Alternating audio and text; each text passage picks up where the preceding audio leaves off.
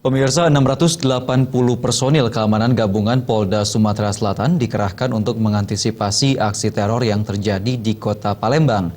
Menurut Dirsabara Polda Sumsel, Kombes Polisi Imron Kori, selain untuk mengantisipasi aksi teror, simulasi ini juga dilakukan guna memberikan kesiapan personilnya saat kota Palembang diserang aksi teror.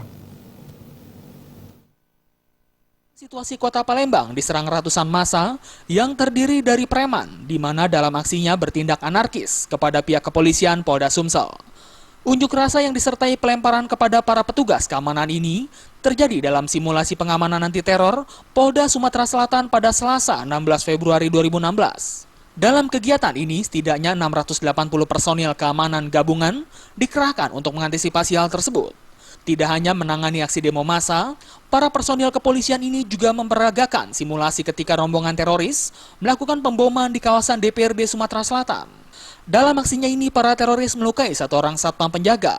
Usai melakukan aksi bom, petugas gegana memperagakan penggerebekan secara langsung dengan menyisir markas teroris dan segera melumpuhkannya.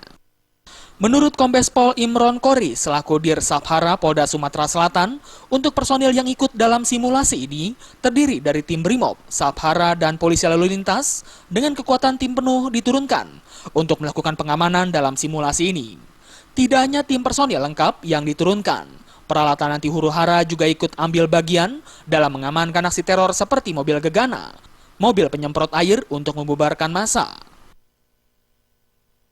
Dari Brimob, Sabara, Lalu Lintas, kemudian juga dari Dokes, dan lain-lainnya. Simulasinya tadi ada kegiatan penggunaan kekuatan Polri, kemudian penjinakan bahan peledak, bahan bom atau bahan peledak, kemudian yang ketiga tadi adalah penggerbekan. Dari Palembang, Sumatera Selatan, Farel melaporkan.